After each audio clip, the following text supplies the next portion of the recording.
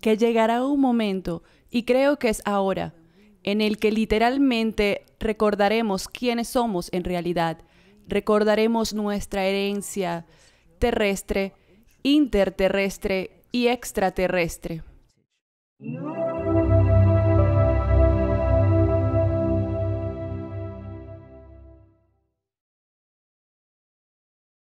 Me gustaría darle la bienvenida al programa a Jude Corriban. ¿Cómo estás, Jude? Estoy encantada de estar aquí, Alex. Muchas gracias por invitarme. Es un día muy lluvioso en Inglaterra, así que estás trayendo sol a mi día. Muchas gracias. Te lo agradezco. He oído que tuvieron un verano bastante cálido el pasado. Lo hubo, pero ahora se nos recompensa y estamos recibiendo una bendición. Porque Inglaterra es hermosa, pero no es conocida por su maravillosa arena blanca, y playas. Bueno, ¿Lo es? hay playas bonitas, pero en este momento yo personalmente no te invitaría a una porque solo habrá muchas lluvias y olas.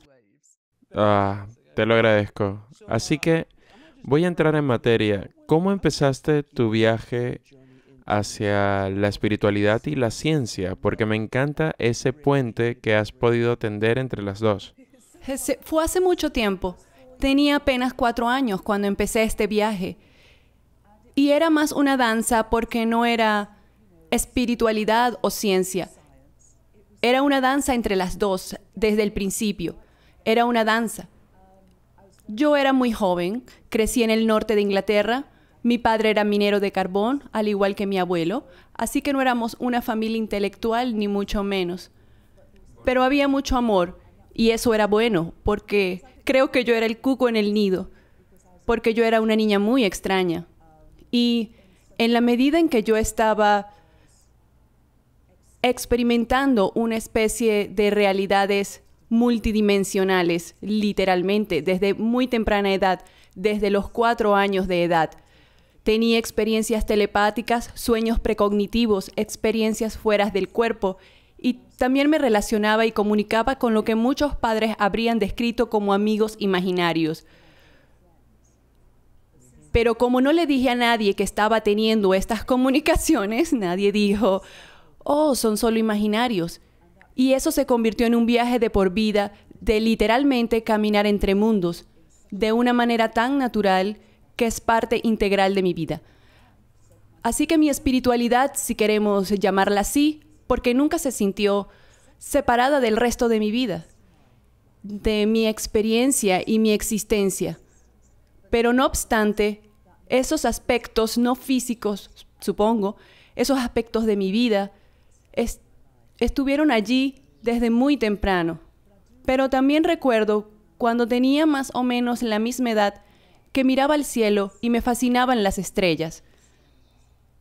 Y de alguna manera hay algo dentro de mí que, desde muy temprana edad, fui capaz de reconocer los patrones que llamamos constelaciones, y así desde los 6, 7 u 8 años de edad, si me hubiesen abandonado en un lugar extraño, habría sido capaz de encontrar mi camino a casa a través de las estrellas. Así que estaba fascinada por el universo y por la ciencia. Y bueno, mi pregunta era, desde esa época, ¿qué era lo que estaba experimentando? ¿Cómo se conecta con las realidades de nuestro universo? Porque yo estaba experimentando el mundo como un lugar mucho, pero mucho más grande.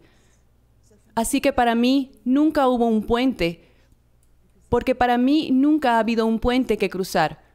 Yo solo experimentaba, veía y exploraba el mundo de esas dos maneras. Una más desde la cabeza y otra desde el corazón y la experiencia. Bueno, déjame preguntarte, en cierto punto de tu viaje, ¿te diste cuenta de que no todo el mundo tiene estas conversaciones con las diferentes multirrealidades o este tipo de comprensión? Así que me imagino que en cierto punto de tu viaje dijiste, oh, yo soy la rara, yo soy la que mejor mantengo esto en silencio y no lo saco a la luz.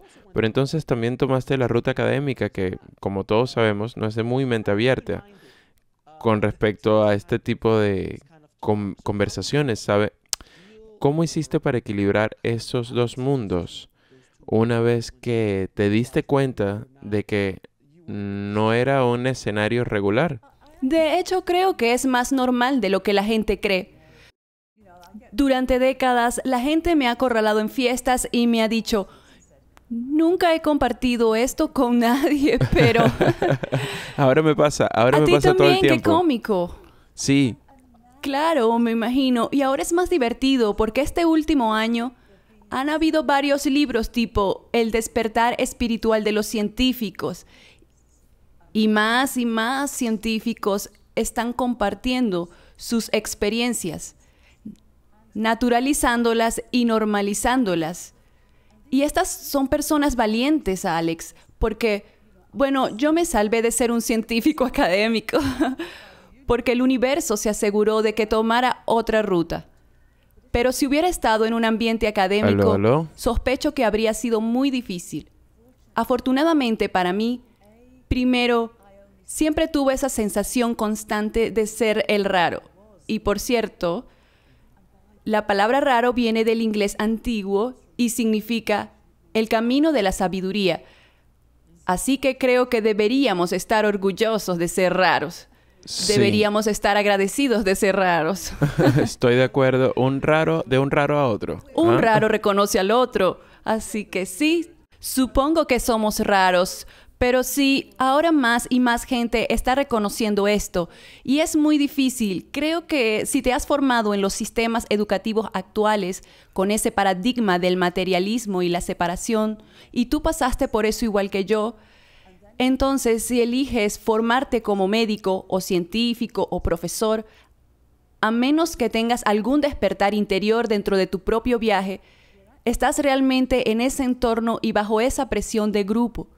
Y esas estructuras y esas organizaciones donde esa visión del mundo prevalece. Afortunadamente para mí, y me encantaría escuchar tu historia, no se me había ocurrido compartirlo y no es que tuviera miedo de hacerlo. Simplemente no veía la necesidad de compartir mis experiencias. Y entonces un día, cuando ya estaba al final de mis 30, de repente tuve la sensación de que, ok, tal vez pueda empezar a compartir esto. Y no fue para tratar de imponerlo o para demostrar que yo tenía razón y que los demás estaban equivocados. Fue porque me estaban arrinconando en las fiestas.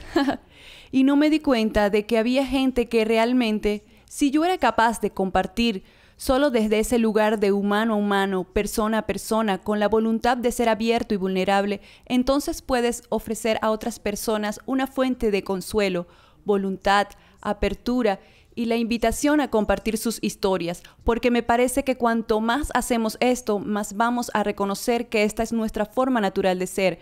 Esto no es, bueno, es la forma rara, pero esta es nuestra verdadera naturaleza. Así que eso fue lo que me pasó y he estado en ese viaje desde entonces.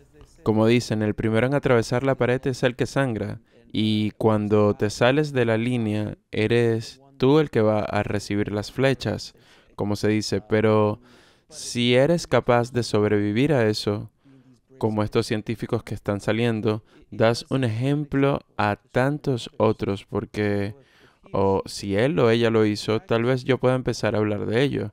Y creo que el mundo está en un lugar en este momento y en un momento de despertar que acepta estas conversaciones mucho más que antes. Y me encantaría escuchar lo que piensas sobre la anomalía que es la física cuántica y que molesta a los newtonianos tanto y también a los materialistas. ¿Y cuál es la conexión entre la espiritualidad y los textos antiguos con los que la ciencia parece estar poniéndose al día, con lo que se está hablando durante miles de años? ¿Cuál es tu opinión sobre este fenómeno?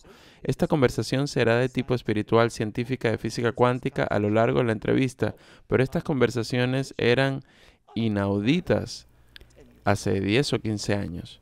Lo eran. Y tal vez la mejor forma de responder a esto es volver antes de, bueno, a principios del siglo XX, porque hasta ese momento el mundo era newtoniano. Pero tengo que decir, hay que darle un respiro a Isaac Newton. A él se le reconoce ahora como el último de los alquimistas, en vez de solo el primero.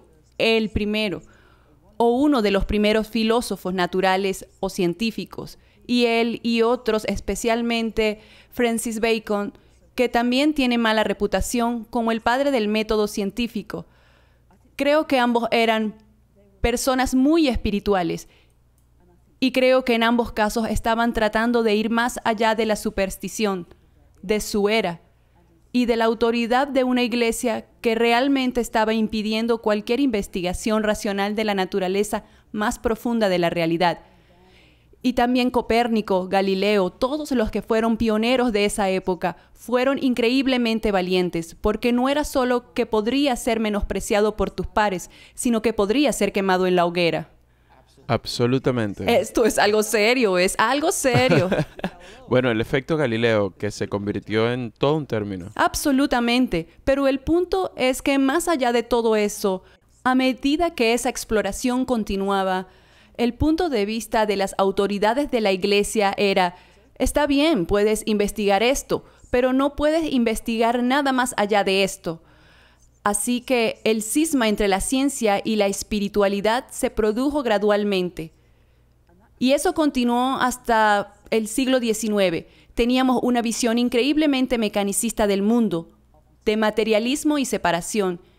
Y eso se convirtió no solo en la visión científica del mundo, como ambos sabemos, se convirtió en la perspectiva social. Con la revolución industrial, organizaciones, compañías, corporaciones, gobiernos, todo el sistema, la educación, la salud, estaban basados en esta visión del mundo.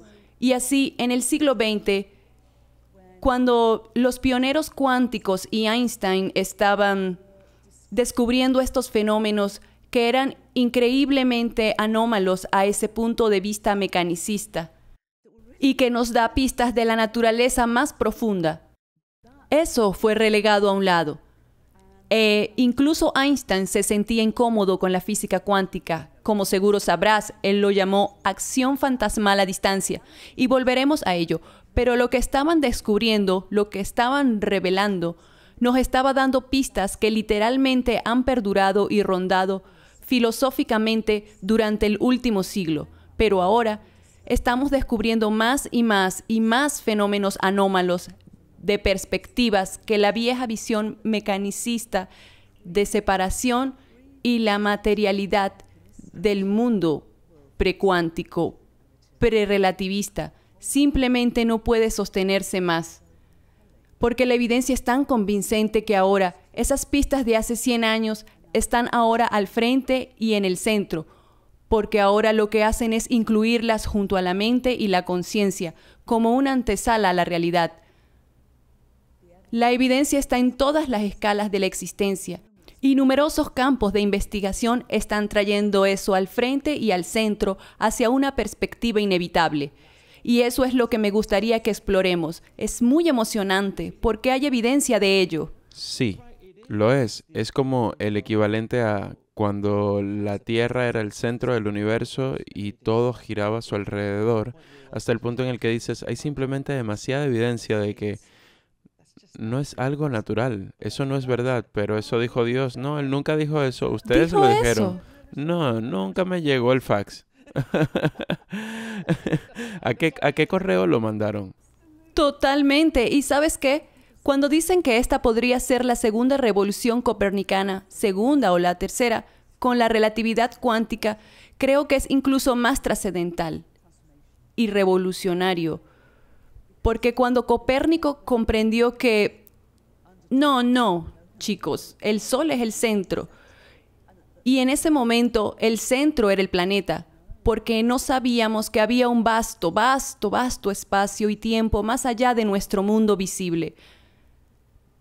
Para la mayoría de la gente realmente no importaba, ellos siguieron con sus vidas. Cuando la física cuántica y la relatividad física llegaron, aunque para gente como tú y yo, que somos, me voy a atrever a decir que somos raros y nerds y que nos emociona, para la mayoría de la gente era el mundo de lo muy pequeño o el mundo de lo muy grande. No afectaba sus vidas cotidianas. Esto creo que es diferente, porque lo que esto está mostrando es que la mente y la conciencia no son algo que tenemos, sino literalmente lo que somos y lo que es el mundo. La evidencia que acabo de empezar a compartir no es solo que esas diminutas escalas cuánticas o las grandes escalas galácticas, universales y espaciales están en nuestra vida cotidiana. Encontramos los mismos patrones en la base de los terremotos y también de los conflictos humanos. Estamos viendo que las galaxias crecen de la misma manera que las ciudades. Estamos viendo que la forma en que los ecosistemas son informados es igual al Internet. Estamos viendo que los mismos patrones que afectan nuestra vida cotidiana son los mismos patrones que están omnipresentes en todo el universo. E importan porque es como elegimos, es como nos comportamos, es como nos relacionamos. Por eso creo que esto es aún más sustancial, por así decirlo. Bueno, usas la palabra conciencia y esa es una palabra cargada porque hay tantas definiciones de ella. ¿Cómo defines la conciencia en esta conversación? Trato de no hacerlo. Pasamos a la siguiente pregunta. No hay nada que ver aquí. Yo defino la conciencia como la sensibilidad del autoconocimiento o el autoconocimiento. Y hablo de mente y conciencia porque la mayoría de la gente que ha estudiado y sopesado la comprensión de la conciencia y la mente durante todas sus vidas y se han especializado en ello, y también la comprensión antigua, hablan de la mente cósmica como la base de todo ser, con lo que mi experiencia se correlaciona y se entrelaza totalmente. Así que para mí somos co-creadores microcósmicos en un universo que es consciente, que es viviente, que existe y evoluciona como una entidad no unificada localmente, pero es un pensamiento finito, un pensamiento finito de la infinita y eterna mente del cosmos. Ya sea que uno quiera describir eso como Dios o Alá, o gran espíritu, gran misterio, el gran ser, o fuente, lo que sea que pueda ser esa infinita y eterna, pero consciente totalidad, y el universo, que es una gran refulgencia, un gran pensamiento, un gran aliento, una gran exploración consciente, pero en una escala finita del mismo. Pero hay muchos niveles de conciencia, porque está nuestra conciencia, la de los animales, la de las plantas, la de los planetas, la del universo, las galaxias, y nuestro sistema solar y cómo funciona. Hay una conciencia alrededor de eso, Sí. así como nuestro propio ecosistema planetario. Somos en muchos sentidos hormigas en el hormiguero de la Tierra. Somos esas pequeñas criaturas que hacen todas estas cosas, al igual que las de nuestro patio trasero las hacen, algunas haciendo cosas buenas, algunas no tanto. Algunas se comen nuestras más hermosas plantas. ¿Te parece correcto? ¿Tiene sentido? Tiene mucho sentido. Y aquí es a donde apunta la evidencia. Esta es la cosa. Y como dijiste antes, la evidencia está apuntando hacia donde la sabiduría antigua, especialmente hacia la tradición védica de la antigua India. Y a la tradición védica es a donde cierto grupo de físicos cuánticos literalmente fueron a la India porque estaban notando que lo que estaban viendo, que el observador y lo observado no están separados, que hay un potencial, que hay una inteligencia permeante y que está surgiendo de niveles más profundos, niveles no físicos de causalidad. Aquellos que están al tanto de la tradición védica están compartiendo la palabra y diciendo, mira, encontramos esto. Y lo mejor es que los sabios védicos dicen, sí. Lo sabemos desde hace miles de años. Lo han sabido por miles de años, pero es maravilloso que ahora tengamos esta convergencia. Pero sí, entonces para mí, nuestro universo entero existe y evoluciona como una entidad viva, sensible, consciente, no unificada localmente, que desde su primer momento, hace 13.800 millones de años comenzó, no como un Big Bang, no fue grande y tampoco fue una explosión, fue increíblemente afinado y ordenado, pero no fue solo ordenado y afinado en ese momento. Desde entonces no ha sido más que un gran respiro, este increíble aliento hacia afuera donde el espacio se expande y los tiempos fluyeron hacia adelante, para poder experimentar cada vez más complejidad y autoconocimiento, autoconciencia individuada. Así que es un viaje de la mente y la conciencia. Y para mí, sí, somos hormigas. Mis amigos aborígenes lo llamaban Mingu y especialmente... ¿Y eso significa? Significa hormigas. Así solían llamar a los turistas que escalaban lo que llamamos Ayers Rock o Uluru Mingu. Y ya no está permitido, pero así es como los llamaban. Pero somos co-creadores microcósmicos, porque todo en nuestro universo, lo que se nos ha mostrado y visto, es que todo en la existencia tiene significado. Incluso las malas hierbas en tu jardín y las hormigas que te pican, o lo que sea, todo lo que existe tiene un significado intrínseco y un propósito evolutivo. Y esa es la increíble nueva comprensión de la historia a la que la evidencia está apuntando. Pero las antiguas tradiciones siempre lo han dicho. Los guardianes de la sabiduría indígena siempre lo han dicho. Sí, y estabas diciendo antes que los científicos empezaron a ir a la India a estudiar los textos védicos, que los físicos comenzaron a hacer eso a principios del siglo XIX, XVIII, el siglo XX. Sí, del 20. Pero incluso Oppenheimer, Sí. ¿sabes? Oppenheimer literalmente citó, creo que fue a Shiva. Sí, el Bhagavad Gita, el destructor de mundos. Sí, porque él incluso estaba viendo las conexiones en Sí. ese entonces, pero no era algo popular, ni lo estaban diciendo a los cuatro vientos, tipo, hola mundo, estamos estudiando esto. Era una secta muy pequeña de científicos y ahora se está volviendo más y más y más y más común. Y más de un científico con el que he hablado, los físicos cuánticos han dicho, mira, hay una cara pública de la física cuántica y una cara oculta de la que se habla en los rincones de la fiesta. Y no pueden decir públicamente cosas en las que creen porque sería un suicidio profesional o un suicidio académico o donde sea que se encuentren. Y luego están esas almas valientes que deciden salir y decir, no estoy de acuerdo, esto es lo que la evidencia está señalando. Es decir, solo el concepto de entrelazamiento cuántico es aterrador para un materialista. Pero la realidad es que, y tal vez lo sepas, el Premio Nobel de Física del 2022 fue concebido a 3 investigadores cuánticos, John Clauser, Alain Aspect y Antoine Zeilinger, y han estado estudiando la no localidad cuántica no local universal, por décadas y décadas, experimentalmente. Y el Premio Nobel de Física solo se da a la ciencia asentada. El premio no se da a investigaciones controversiales.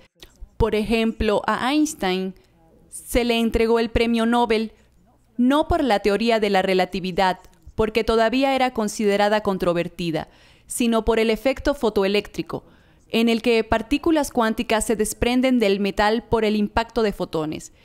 Y eso demostró, de hecho, la naturaleza cuantizada de la materia de energía, junto con personas como Max Planck y otros. Así que el hecho de que el Premio Nobel de Física del año pasado fue dado a científicos que estudian la no localidad universal, creo que es un momento umbral para la ciencia. Y otra cosa es que en 2018, un grupo en el MIT y otras universidades, incluido Antoine Zeilinger, había logrado entrelazar experimentalmente. En otras palabras, lograron literalmente crear una sola entidad, por así decirlo, de fotones de luz en el laboratorio, con la luz de estrellas a 600 años luz de distancia, de fotones de luz de lo que se llama un cuásar, que es un centro galáctico muy activo y muy antiguo, a 12.200 millones de años luz de distancia, mostrando la escala cosmológica de la no localidad cuántica. Pero verás, esto se remonta a los inicios de la física cuántica, porque se dio cuenta de que para que la mecánica cuántica pueda funcionar, todo el universo tenía que estar no localmente entrelazado. Y eso es algo llamado desigualdad de Bell, teorema de Bell o desigualdad de Bell. Así que lo que ese experimento de 2018 fue capaz de hacer fue mostrar que los niveles de entrelazamiento excedían la desigualdad de Bell y por lo tanto mostró que la no localidad cuántica era de escalas cosmológicas. Y aunque la gente no habla tanto de ello, la apariencia de nuestro universo, la materia de energía cuantizada y el espacio-tiempo no cuantizado emergen de reinos no físicos más profundos, que es lo que la física cuántica afirma. Pero todo el mundo hizo no hablemos de esto, mejor hablemos de tecnología. Mira mi iPhone, ¿no es bonito? Sí. Bueno, déjame preguntarte la pregunta de los 10.000 millones de dólares. ¿Qué es el holograma cósmico? ¿Estamos viviendo en una realidad simulada y hay alguna prueba de ello? Por lo que tengo entendido, sí la hay, pero me encantaría escuchar tu opinión. Bueno, en primer lugar, yo no describiría nuestra realidad como simulada, porque creo que una de las teorías de las especulaciones, porque es una especulación que está rondando, es que nuestro universo es una simulación de, esencialmente, una cultura extraterrestre avanzada o especie. Esa es una, sí. También está la Sí. teoría de la simulación de Dios o el universo o algo más que lo creó. Sí, exactamente. Pero creo que el peligro de la simulación es describirnos como una especie de juego de ordenador. Y creo que el peligro de ello, para ser honestos, es que nos quita lo que estamos descubriendo como un universo de significado y propósito. Porque hemos tenido esta vieja visión materialista, la visión científica de separación materialista, que ve el universo como si fuese un espacio muerto, que no tiene significado o propósito inherente, o que la evolución es impulsada por eventos aleatorios. Ve el universo como algo accidental, pero ahora tenemos una evidencia que realmente le está dando la vuelta por completo, pero la simulación sugiere algo similar. Es como que nos desempodera de la agencia, nos desempodera o podría ser interpretado para desempoderarnos.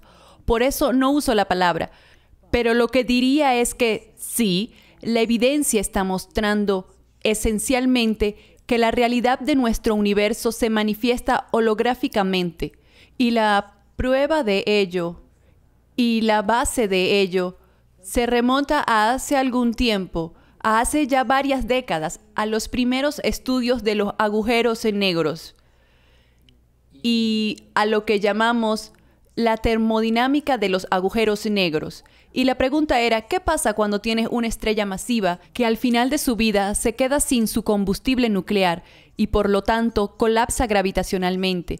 Y debido a que es tan masiva, el colapso es tan poderoso que no se detiene y la estrella, como una esfera, porque tiene forma esférica, colapsa de forma esférica y colapsa más allá de un punto llamado horizonte de sucesos, donde la gravedad es tan fuerte que ni siquiera la luz puede escapar. De ahí el término de agujero negro. Entonces la pregunta era, ¿qué pasa con toda la información de esa estrella? Y haciendo corta una historia larga, hemos podido entender que la información de la estrella no se pierde, sino que es retenida en el horizonte de sucesos. Pero también, en lugar de que sea proporcional al volumen de la estrella, o al horizonte de sucesos del agujero negro, es decir, al volumen de esa esfera 3D, en realidad es proporcional a la superficie bidimensional del horizonte de sucesos.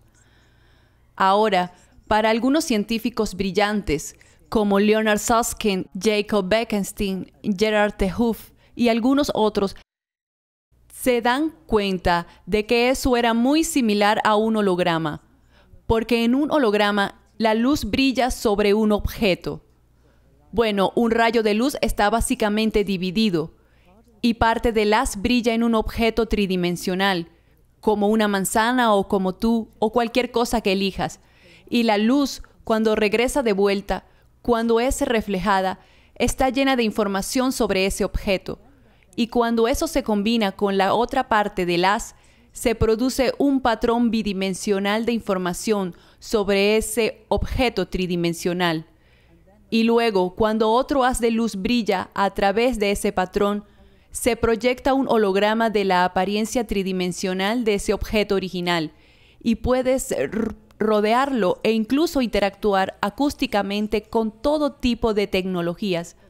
Pero cuando estos científicos ampliaron lo que estaban descubriendo, sobre la información en los agujeros negros y lo expandieron a todo el universo, se dieron cuenta de que todo nuestro universo podría ser una proyección holográfica de información proyectada, como la apariencia tridimensional o cuatridimensional del espacio-tiempo, el espacio tridimensional y la dimensión del tiempo.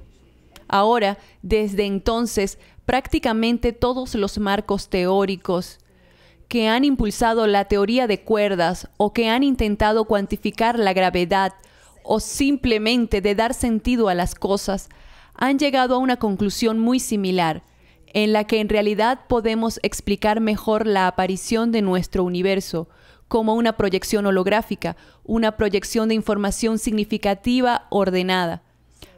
A veces bromeo diciendo que la física cuántica es tan del siglo XX, porque ahora estamos descubriendo que la apariencia de nuestro universo es materia de energía cuantificada. Y voy a usar otra palabra, es el espacio-tiempo entrópico, que surge tanto de niveles profundos de causalidad inteligente, significante y consciente, mientras la información es expresada como materia de energía cuantizada y la información expresada de manera complementaria como espacio-tiempo entrópico. Y cuando juntas todo esto, como he explicado en mis últimos libros, obtienes una estructura donde, de forma directa, expandes las 3 leyes de la termodinámica a leyes de información y de repente, como un cubo de Rubik, todo simplemente encaja y de esta manera se puede entender cómo existe y evoluciona nuestro universo. En primer lugar, eso es herejía y tendremos que quemarla en la hoguera en cualquier momento. Mi cara se está calentando mucho mientras hablamos.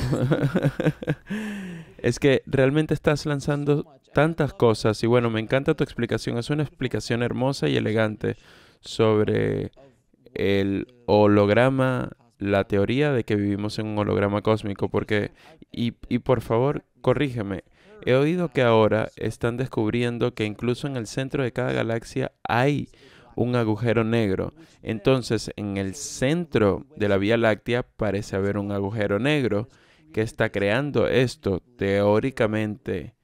Así que, basado en lo que acabas de decir, podríamos pensar que ese agujero negro puede estar proyectando todo lo que estamos experimentando en esta galaxia. ¿Eso es una posibilidad? Sin duda es una perspectiva intrigante porque estamos hablando de un universo que existe y evoluciona como una entidad viva, sensible, consciente y no unificada localmente. Desde su muy, muy pequeño inicio finito, hace 13.800 millones de años, y también estamos descubriendo que lo que llamamos agujeros negros supermasivos, como decías, al centro de la Vía Láctea, parece estar en el centro de todas, o al menos de muchas, pero posiblemente de todas las galaxias, a medida que evolucionaban desde esas épocas tempranas. Y nuestro agujero negro no es tan grande. Es 3 millones de veces más grande que nuestro Sol. Pero como uno que se acaba de descubrir, que creo que tiene la escala de 30.000 millones de veces el tamaño de nuestro Sol, son increíblemente inmensos y somos muy afortunados porque los nuestros están bastante inactivos. Algunos son muy activos, pero el nuestro es bastante inactivo, pero esencialmente son aspectos de la memoria de nuestro mundo, de nuestro universo avanzando. Pero no olvides que cuando hablo del holograma cósmico, estoy hablando de todo nuestro universo, el límite de lo que llamamos espacio-tiempo como un límite bidimensional, uno de espacio y uno de tiempo. La razón por la que el espacio se expande y el tiempo fluye es que sin eso podría existir, pero no evolucionar, porque cada momento, lo que se llama el momento de la escala de Planck, en cada escala de Planck de ese límite que es diminuto, más información universal puede ser proyectada holográficamente. Y eso nos permite tener esta conversación 13.800 millones de años después de ese momento, en el que nuestro universo era tan simple como podía ser, pero no tanto como un universo bebé para comenzar este increíble viaje evolutivo, pero el espacio se expande y a cada momento hay más de ese límite holográfico. Bueno, la tradición india tiene los registros akáshicos. Oh, sí, Como claro. sabes, sí. Bueno, déjame preguntarte, y voy a ser el abogado del diablo acá. Si somos un holograma y estamos viviendo en un entorno holográfico, ¿cómo somos físicos? Porque cuando vemos un holograma, podemos atravesarlo, no es algo físico. Entonces, ¿en qué consiste este materialismo en el que estamos ahora mismo, este aspecto físico que posee? Bueno, primero que nada, cuando profundizamos, y hemos sabido desde, Ok. desde que apareció la cuántica, obtienes un 99,9999999% de nada. Y lo que queda son las relaciones de información. Ok. Cuando estaba en la escuela me enseñaron que los átomos eran pequeñas bolas, pero no lo son. Son relaciones de vibración de información. Pero el otro sentido de esto, bueno, nuestro universo es innatamente relacional, pero no es sólido.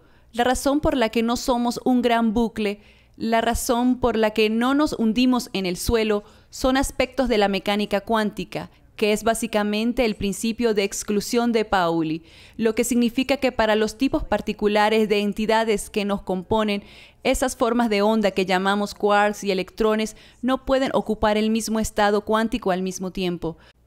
Así que aquello de lo que está compuesto nuestro cuerpo no puede ocupar el mismo estado cuántico y por eso no nos fundimos unos con otros, mientras que la luz, que es un tipo diferente de fenómenos, sí puede.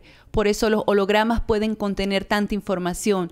Pero la otra fuerza que entra en esta apariencia de separación es el electromagnetismo. Así que tenemos la fuerza electrostática, repulsiones electrostáticas, porque las órbitas exteriores de los electrones en los átomos están cargados negativamente y los similares se repelen. Así que tenemos el principio de exclusión de Pauli y ese fenómeno del electromagnetismo es el que hace que nuestra apariencia sea sólida a pesar de que no lo somos. Entendido. Bueno, esa clase de preguntas las hago más para la gente que escucha, pero en el momento en que dices, ya sabes, pensé, sí, me olvidé de eso, somos energía y no hay espacio si profundizas lo suficiente, así que básicamente somos, y parece casi como si fuéramos un código. Hay un código de programación detrás de todo esto. No literalmente, pero como una analogía. Existe Sí, el código de nuestros cuerpos y el ADN. Y luego, si quieres profundizar más en los aspectos metafísicos, el karma y todos estos aspectos, el karma generacional. ¿Por qué hay un lunar en tu espalda? ¿Por qué no puedes hacer esto? ¿Qué está causando esto? No hay forma de... Todas estas cosas que es todo información. Parece que todo no es más que información siendo intercambiada constantemente. realmente lo es. Y me han acusado de estar obsesionada con los iPhones, porque no dejo de utilizarlos. Para diferenciar realmente entre una palabrería sin sentido y la información significativa, que es donde está la sustancia de nuestro universo y del mundo entero. Y como dices, Alex, este modelo de holograma cósmico y sobre el que sigo escribiendo en la historia de Gaia 2, que es la historia evolutiva de lo que eso significa, es un universo informado, con sentido, que también es multidimensional, así que tiene niveles de inteligencia arquetípica, tanto de forma encarnada como desencarnada. Así que es una historia mucho más grandiosa, más maravillosa y emocionante, y una narrativa nueva y unitiva, donde todo en la existencia tiene un significado y propósito evolutivo, que significa que nosotros también. Sí, sin duda. Me encanta lo que dices sobre la multidimensionalidad, porque esta es una dimensión. Y luego, bueno, he hablado con tantos experimentadores de la muerte y han visitado otra dimensión con sus experiencias fuera del cuerpo. Hay canalizadores y otras personas hablando de esto. Y luego, si vas a los textos védicos, hablan de, creo que son 49 niveles de conciencia diferentes. donde habitan los maestros ascendidos y que constantemente están evolucionando. Hay tanto en ello. Pero ahora que los científicos como tú están empezando a cuantificarlo para nosotros de una manera diferente, donde ya no es algo alocado, cada vez nos alejamos más de lo alocado y nos acercamos más y más a la realidad, con pruebas y evidencias. Pero tengo que hacerte una pregunta porque lo has mencionado varias veces en nuestra conversación, el tiempo. Sí. Ahora, mi perspectiva sobre el tiempo es que es un invento del hombre y que nuestro tiempo se basa en la rotación de la Tierra alrededor del Sol. Si abandonas el sistema solar, el tiempo no existe. De la misma manera, ya no va a ser mediodía, no va a ser la 1 en punto. ¿Cuál es tu definición del tiempo en el ámbito del tiempo universal en comparación a nuestros relojes de 12 horas y eso? Bueno, primero antes que se me olvide, me encanta decir que estamos pasando del woo-woo al wii-wii. Maravilloso, me encanta. Esto es lo que realmente somos, pero sí, creo que hay un malentendido muy común y para honrar esa perspectiva, porque cuando Einstein se dio cuenta de que el espacio era relativo a la posición de un observador y el tiempo era relativo a la posición de un observador, creo que ese no fue su mayor genio. Continuó siguiendo la evidencia y lo que siguió fue que, sí, el espacio es relativo, sí, el tiempo es relativo en sí mismo, pero tenemos que unirlos como invariantes, espacio, tiempo, invariante. Así que lo que entendió es que cuando describimos un evento, no podemos solo hablar de las 3 dimensiones espaciales. Tenemos que hablar de 3 dimensiones espaciales y una de tiempo. Y cuando llevamos esas 4 dimensiones a una medición, no importa si estamos haciendo esa medición aquí en la Tierra, en una galaxia muy, muy lejana y hace mucho, mucho tiempo o donde sea. Y esa invariancia del espacio-tiempo es la que nos permite, como cosmólogos, hablar de un universo que comenzó hace 13.800 millones de años, como ese primer minúsculo momento de una exhalación aún en curso, del gran aliento, como suelo describirlo. Y la forma en que esto funciona es que el espacio se expande en su área, en la escala de Planck. Y esto se llama así por Max Planck, que es uno de los grandes pioneros. Pero a cada escala de tiempo de Planck, que también es diminuta, más y más y más y más información es capaz de manifestarse holográficamente dentro del espacio-tiempo. Así que tenemos tiempo universal. De lo contrario, no podríamos, las leyes de la física no funcionarían, nada encajaría. Pero también tenemos esta perspectiva personal del tiempo. Einstein dijo una vez, y solo él podía decir esto y salirse con la suya, que si te sientas en una estufa caliente, 1 minuto parece 1 hora, pero si estás sentado con una joven hermosa, 1 hora parece 1 minuto. Ahora, ese es un sentido personal del tiempo, pero estoy hablando de ambos. Y bueno, nuestra perspectiva del tiempo, gran parte de nuestra biología se basa en la posición de nuestro hogar planetario, girando alrededor de nuestro Sol. Pero yendo más lejos, digo que son ambos y que como cosmólogos y como humanos también podemos entender que nuestro universo entero está emprendiendo un viaje espaciotemporal, donde hay un tiempo universal que fluye en una dirección y va del pasado al presente, en cada momento, con la onda de proa de este aquí y ahora, con el futuro aún por desplegar. Es interesante si ves Interstellar de Christopher No Nolan. me hagas empezar con esa película. ¿Es una mala o una buena película? Amo la película, pero deploro la ciencia, porque no tiene sentido. Entiendo, me parece justo, pero independientemente el concepto de esto que sucede, que cuando estaban en la nave espacial, que si pasaban, qué sé yo, 24 horas, pero si bajaban al planeta, cada minuto que pasaba era como 1 año, o cada 5 minutos era 1 año, y que cuando regresaron, ya sabes, 15 minutos después el tipo tiene 75 años. Ahora estoy fascinado con este tiempo cósmico, este tiempo universal, como dices. Tiempo universal, porque estoy 100% de acuerdo. Tiene que haber, es decir, Si dejo este planeta y viajo 1 millón de años luz desde ahora, mi cuerpo Sí. seguirá descomponiéndose basado en cualquier medida de tiempo en la que esté acostumbrado. Podrían ser 5 segundos. Mira, ve cómo se mide la vida de los perros y los Sí, gatos. Años de perro versus los humanos. Es una diferente perspectiva completamente. y una perspectiva de conciencia diferente de donde estamos. Así que mi año es 7 años de mi gato o de mi perro, porque se llaman años perros. Así que están Sí, experimentando el tiempo completamente diferente a nosotros, al igual que una hormiga o un mosquito que sí, vive solo 24 horas.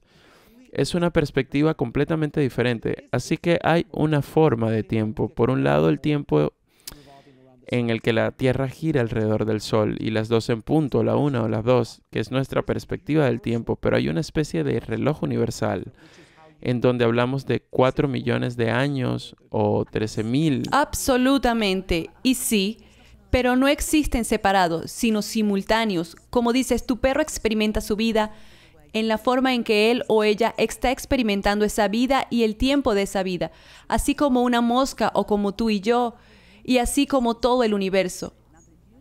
Ahora, el tiempo universal se mide en lo que llamamos segundos Planck, pero el punto de la escala de Planck es que nos ofrece esta comprensión más profunda de la realidad de nuestro universo, porque hay 4 constantes en el universo con las que podríamos medir cualquier cosa que queramos: la velocidad de la luz, la constante gravitacional, la constante de Planck y la constante de Boltzmann, que trata de la termodinámica. Cuando las juntamos, se manifiestan como 5 medidas de energía, materia, espacio, tiempo y temperatura. Ahora, esas medidas pueden hacer lo que los científicos llaman normalizar. En otras palabras, la distancia de Planck puede ser identificada como la distancia que la luz, la constante de la luz, viaja en un tiempo de Planck. Así que todo se puede reducir al número 1, lo que significa que tanto si tú y yo estamos midiendo algo según nuestras medidas o algún ser extraterrestre lejos en el futuro o en el pasado lo está midiendo, les mostraría, así como a nosotros, la comprensión fundacional acerca de la naturaleza de la realidad de nuestro universo. Y es por eso que podemos hablar de espacio-tiempo universal y materia-energía universal de la manera que podemos. Y todo interactúa como una entidad no unificada localmente, donde el tiempo puede ser medido desde esos 13.800 millones de años atrás, y con cada escala de tiempo de Planck, a medida que el espacio también se expande y el tiempo fluye para contar esa historia de nuestro universo, y aún así, de la misma manera, podemos experimentar el paso del tiempo en nuestra propia existencia autoconsciente. Todos lo hemos hecho. Sí, Todos, definitivamente. todos. Estamos absortos en un libro, viendo una película, teniendo una conversación, o Exacto. cuando los atletas entran en lo que llaman el flujo, donde dice Sí, que el tiempo se detiene. Todas sí, esas cosas. sí. Y una vez que nos movemos más allá de este holograma cósmico y de estas dimensiones de espacio-tiempo, nuestro universo se conoce a sí mismo en su totalidad, debido a su universalidad no local. Y dentro del espacio-tiempo, la velocidad de la luz es el policía de la velocidad cósmica, lo que permite que la causalidad universal se haya desarrollado a lo largo de estos 13.800 millones de años. Así que de nuevo, es todo junto, pero cuando pasamos a niveles multidimensionales descarnados de existencia y conciencia, estoy segura de que has tenido muchas conversaciones y yo también he tenido muchas experiencias en las que el sentido del tiempo es muy diferente. Oh, absolutamente. El tiempo se deshizo mientras hablamos. Es que ni siquiera cuando estás absorto en algo, tu conciencia, tu atención está en algo tan intensamente, de alguna forma el tiempo se detiene o pasa volando. Así como dijo Einstein, cuando estás con un ser querido, 1 minuto, 1 hora, se siente como 1 minuto. Pero si estás en la Sí, oficina de transporte tratando de renovar tu licencia, 1 minuto parece 1 hora. Literalmente. definitivamente. No tengo Ninguna duda. Es fascinante. Y por favor, corrígeme si me equivoco. Pero hablando de la velocidad de la luz, he oído que la expansión del universo se va más rápido.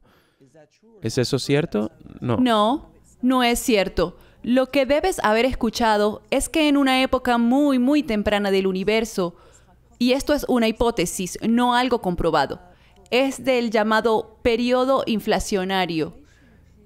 Y el periodo inflacionario fue realmente una hipótesis planteada para superar el conflicto de la homogeneidad de nuestro universo y también el problema de lo que llamamos el horizonte de nuestro universo. Pero cuando pasamos a esta perspectiva del holograma cósmico, donde todo el universo no está localmente unificado, esa visión y esa estructura no necesitan una época inflacionaria, y la época inflacionaria fue percibida donde todo el espacio se expandía más rápido que la velocidad de la luz. Entonces, yo soy feliz de ir a donde nos lleve la evidencia, pero aún no hay evidencia de que haya existido una época inflacionaria, aunque a menudo se considere un hecho, pero en realidad no lo es. Todavía no tenemos prueba de ello, y esta teoría tendría el problema de que nadie sabe cómo empezó, si es que empezó o cómo se detendría. Si es que va a parar. Si es que va a parar. Bueno, la idea es que hay un montón de brotes de universos y hay una regla maravillosa en la ciencia llamada la navaja de Occam, que dice que la respuesta más simple suele ser la correcta, que es una cita de Einstein también, y esto viola, en ese sentido, la navaja de Occam. Y no creo que sea necesario, así que ya veremos. Bueno, déjame preguntarte esto. He oído el concepto de que el universo es infinito. Y si no es infinito, ¿qué hay en el borde? Ok, hagamos eso. Me parece bien. No hay nada en el espacio-tiempo, nada que sea infinito. Cada medida dentro del espacio-tiempo de nuestro universo es finita. Nuestro universo comenzó hace un tiempo finito. No hace un tiempo infinito, hace un tiempo finito. También sabemos, al observar el análisis del hidrógeno, que hace unos 9.000 millones de años, nuestro universo tuvo una especie de empuje de formación estelar que utiliza hidrógeno, y eso ha ido disminuyendo progresivamente. Así que a nuestro universo le queda muy, muy poco hidrógeno para crear más estrellas. Pero la otra cosa es que desde la época más temprana de nuestro universo, cuando se hizo transparente a la luz y los átomos pudieron formarse, básicamente comenzó a resplandecer a través del espacio. El espacio se ha expandido desde entonces. Ese resplandor se ha estirado en longitudes de ondas de microondas y ahora se llama el fondo cósmico de microondas. Cuando eso fue analizado, mínimas diferencias de temperatura fueron analizadas hace apenas unos años y, en primer lugar, se encontró que incrustar los patrones que refería antes, estos patrones que son todas las escalas de la existencia, llamados fractales en el campo de la investigación, esas diferencias de temperatura parecían ser fractales, pero también eran una longitud de onda finita, llenando todo el espacio. Así que no hay nada en el espacio y nada en el fondo cósmico de microondas que no sea finito. También sabemos ahora, a partir de la visión del holograma cósmico, que en sí mismo es finito, es un límite holográfico, que hay un límite de un universo consciente, pero finito, y la pieza final de la evidencia potencial, digamos, es que nuestro universo comenzó en su estado más caliente en la escala de Planck de la temperatura y en su más bajo contenido de información, o lo que yo llamo entropía. Y desde que el espacio se ha expandido y los tiempos flotan, las temperaturas bajaron y la entropía se incrementó. Ahora estamos a una temperatura de solo 2,7 grados por encima del cero absoluto, mientras que comenzó a una temperatura de 10 a 32 grados Kelvin, trillones y trillones de veces más caliente que el centro de nuestro Sol. Así que estamos justo en el final de el empuje por así decirlo, donde la entropía, el contenido de información todavía se expande, pero la temperatura caerá y no puede caer por debajo del cero absoluto. Así que de nuevo, esto sugiere un final finito. Ahora, ¿qué hay más allá? El infinito, la eternidad. Y aquí es donde volvemos a los sabios védicos.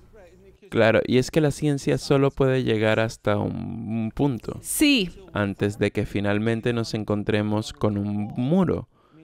Es decir, está bien, el gran respiro, o si quieres llamarlo el Big Bang, lo que sea. Pero ¿qué había antes? ¿De dónde viene? exactamente. ¿Cómo es que...? Y aquí es donde tienes que ir a los caminos espirituales y Sí. profundizar en los Vedas y en estas ideas antiguas que están mucho más allá de lo que podemos comprender. Y todavía estamos tratando de entender las cosas que han estado diciendo durante miles de años, los nuevos descubrimientos arqueológicos, las civilizaciones antiguas, y eso sería otra conversación. Es todo un tema. Otro tema, pero es fascinante que... Y bueno, fue una hermosa explicación. He aprendido una gran cantidad de cosas en esta conversación, pero he oído este otro tema por ahí y me encantaría saber qué piensas al respecto. ¿Qué es la geometría sagrada? Y cómo afecta la forma como está estructurado el universo. Bueno, hay una enseñanza curricular que se llama el quadrivium, los cuatro pliegues, que es esta antigua perspectiva de las enseñanzas de la sabiduría universal, de que todo lo que llamamos realidad es esencialmente números. Con un holograma cósmico y el entendimiento de lo que hablamos hoy, esos números son básicamente unos y ceros de información digitalizada. Y yo obsesionada con el iPhone, que es información significativa, y son la pixelación de nuestra realidad universal a escala Planck. Y luego se acumulan para formar, literalmente, para formar la apariencia de la materia de energía cuantizada y en el espacio-tiempo entrópico. Pero a partir de esos ceros y unos, podemos expresar números. Números como, por ejemplo, la secuencia de Fibonacci de 0, 1, 1, 2, 3, 4, y encontramos la serie de Fibonacci y muchas otras relaciones numéricas formando el patrón en todas las escalas de la existencia. Pero el quadrivium, fundado en esta cosmología de números ideales, habla de la música como números en el tiempo y la geometría como números en el espacio.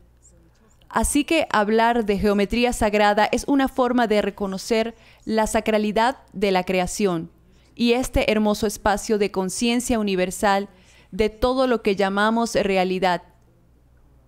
Y los antiguos geómetras griegos, que solo tenían una especie de escuadra y algo para marcar o para dibujar, y que se dieran cuenta de que teníamos 5 tipos de apariencias tridimensionales de sólidos perfectos, llamados los sólidos platónicos, el tetraedro, el cubo, etc. Y en 2 dimensiones, un tetraedro es un triángulo. Lo que entendemos ahora es que en lugar de las formas idealizadas, donde las relaciones y proporciones se mantenían al escalar sus tamaños con las mismas relaciones, ahora descubrimos a través del análisis de grandes cantidades de datos que los llamados fractales, los patrones fractales, que entonces su asíntota, su convergencia, se convierten en esas formas idealizadas. Pero como las nubes son fractales, los sistemas fluviales son fractales, el viento solar es fractal, los átomos agrupan sus electrones fractalmente cuando cambian de aislantes a metales. No son idealizados, pero son innatamente relacionales. Y también se escalan hacia afuera y hacia adentro. Estos son los patrones de la realidad. Así que todo es geometría sagrada. Eso es hermoso y está hermosamente expresado. Y hablando de la forma de un triángulo y las matemáticas, me encantaría escuchar tu punto de vista sobre la Gran Pirámide de Giza y las matemáticas que están incrustadas en ella. es tan profundo. Sí, sí. Es un mensaje de, creo que olvidé cuál es la ecuación matemática exacta, pero si lo multiplicas por X número, obtienes la circunferencia de la Tierra. Y si usas otra referencia, la altura es la misma de la Tierra. Es casi como si los antiguos estuviesen dejando esta información de la única manera que sabían que no iba a ser borrada ni eliminada. ¿De dónde crees que vino esta información tan detallada? Porque, bueno, me encantan las civilizaciones antiguas y la historia antigua, y esta es otra conversación que podríamos tener en otro momento, porque me encantaría hablar de todo eso contigo también, pero parece que las pirámides de Giza, que deberían haber mejorado con el tiempo, no solo las de Giza, sino otras, pero han sido de peor calidad cada vez. Sí. Es como que como con la Esfinge, llegaron al cenit de lo que podían construir en ese momento, y desde entonces la tecnología se fue volviendo peor y peor y peor. ¿Qué piensas sobre esto? ¿Quién lo creó? ¿Qué lo creó? ¿Y cómo demonios en esa época pueden haber insertado tan precisas ecuaciones matemáticas en la geometría de una pirámide? En un momento en que, entre comillas, se suponía que estábamos, bueno, corriendo por la arena, orando a Ra, ¿sabes? Por supuesto. Bueno, es toda otra conversación, porque es muy amplia, pero hace muchos años se me dijo por clariaudiencia que llegaría un momento, y creo que es ahora, en el que literalmente recordaremos quiénes somos en realidad. Recordaremos nuestra herencia terrestre, interterrestre y extraterrestre. Y me parece que estamos en el umbral de mucho de esto ahora. Y es un recuerdo que nos invita a abrir nuestros corazones y nuestras mentes a estas increíbles posibilidades y comprensiones, no para que abramos nuestra mente y que se nos caiga el cerebro. Pero la evidencia está apareciendo ahora de tantas maneras, y bueno, estamos en una situación en la que por primera vez tenemos a la NASA investigando ovnis y fenómenos desconocidos. Tenemos congresos, tenemos pilotos y muchos que acaban de firmar una nueva carta haciendo revelaciones al respecto. Creo que estamos en el umbral de lo que me dijeron hace muchos años, que este será un tiempo de recordar. Así que esos misterios antiguos, esas increíbles habilidades, creo que ahora están siendo redescubiertas y reevaluadas y reabiertas, y tendremos una perspectiva mucho más profunda de esto. Y la otra cosa que realmente me emociona, lo que la evidencia y todo esto nos está mostrando, es que se están naturalizando las comunicaciones multidimensionales. Cosas como sincronicidades, fenómenos supernormales, no sobrenaturales, no paranormales, supernormales.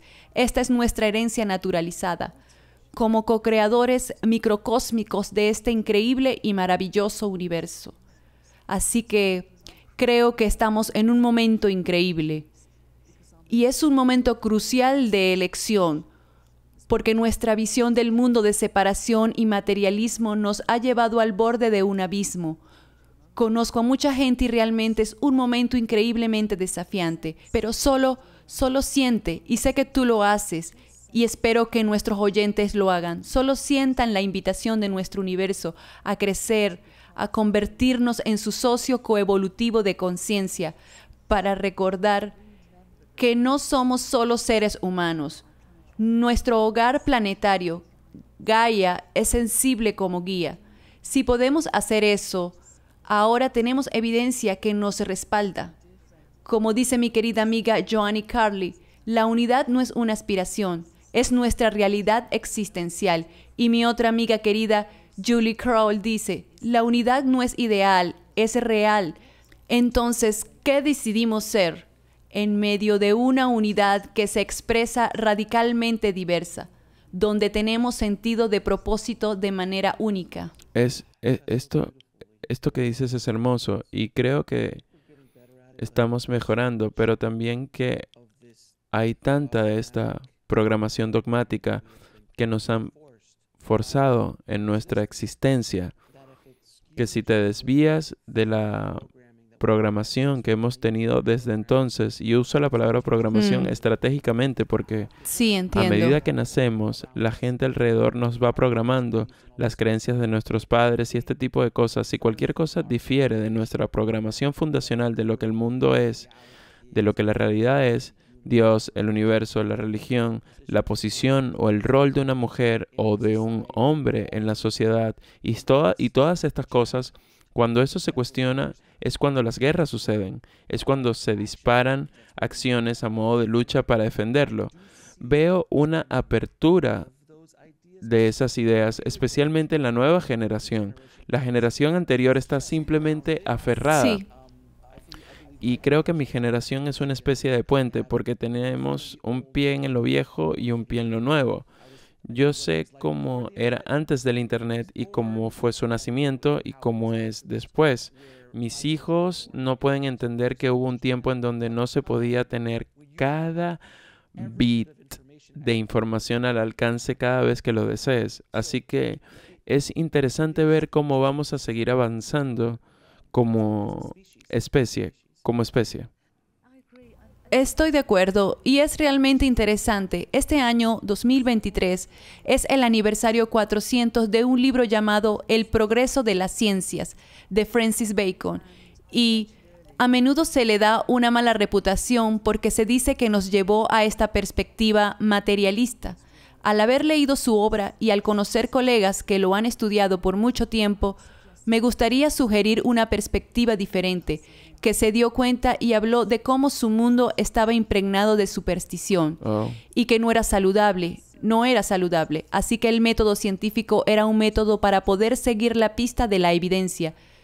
Y lo que creo es que él esperaba que esto le revelara lo divino, no que expulsaría lo divino, sino que lo revelaría y lo llevaría a una mayor comprensión de la naturaleza de la realidad. Y hay un pulso muy esotérico alrededor del número 400, y este es el 400 aniversario, así que solo estoy esperando y bebiendo mi té. Es un buen año. Y bueno, para continuar con tu punto, porque soy parte de un grupo de pensamientos dentro del grupo de Objetivos de Desarrollo Sostenible de las Naciones Unidas.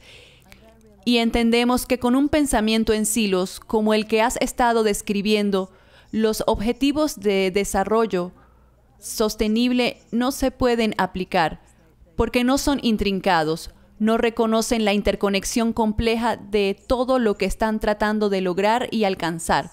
Bueno, el año pasado trabajé con un grupo de personas que idearon lo que llamamos narrativa unitiva, que es la nueva narrativa de unidad y diversidad basada en la evidencia. Pero justo antes de finales del año pasado, las Naciones Unidas, por primera vez en sus 77 años de historia, adoptaron formalmente una agrupación de ONGs y otras organizaciones, que son grupos temáticos basado en la unidad. Un grupo temático de unidad, cuyo objetivo es llevar todo este entendimiento a implementaciones e intervenciones, a la creación de capacidades, educación, gobernanza y todo lo demás. Así que gran parte de mi trabajo y el de muchos otros están deseando compartir e invitar. Y no es una imposición, Alex, y tampoco una amenaza, porque todos los caminos discurren en la misma montaña, en la búsqueda del entendimiento. Así que es una invitación a unirse a la fiesta y a honrar cada sendero, todos los senderos. Jude, sin duda podría hablarte por 3 o 4 horas. Voy a hacerte algunas preguntas que hago a mis invitados. ¿Cuál es tu definición de vivir una vida plena? Para mí es una vida de experimentar, que soy y que pertenezco al mundo entero y que no hay separación para mí. Es una vida de amor, es una vida de alegría y de gratitud, es una vida de curiosidad, es una vida de significado, sea cual sea ese significado para mí. Es una vida de propósito, cualquiera que sea para mí. Y también es una vida en la que me siento feliz y alegre cuando sirvo al bien de todos. ¿Cómo defines a Dios? Dios lo es todo. Tan simple como eso. Si tuvieras la oportunidad de volver a tu yo más joven y darle un consejo, ¿cuál sería ese consejo? No seas tan egocéntrica. Así somos, sobre todo en nuestra versión adolescente, creo. Y mi última pregunta es, ¿cuál es el propósito último de la vida? Amar y saber que somos amados, que somos co-creadores microcósmicos con propósitos y significado en un universo amoroso. ¿Y dónde puede la gente encontrar sobre ti la historia de Gaia y el resto de tu trabajo?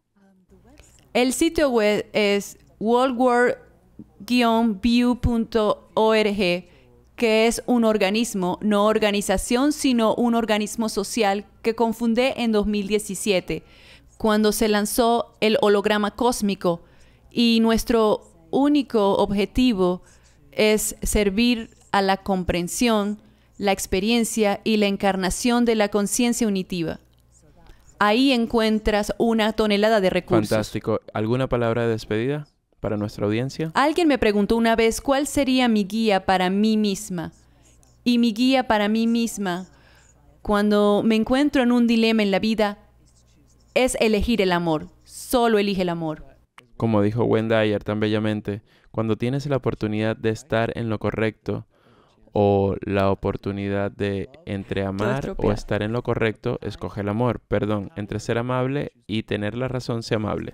Sé siempre amable, escoge el amor. Querida, ha sido un placer y un honor hablar contigo. Espero que vuelvas. Fue una conversación maravillosa, así que muchas gracias, no solo por esta conversación, sino por lo que haces en el mundo al intentar despertarnos a todos con la verdad de dónde estamos. Muchas gracias.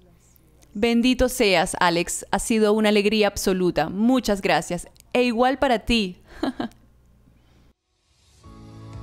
Gracias por vernos. Haz clic en uno de los siguientes videos para continuar tu viaje y no olvides suscribirte.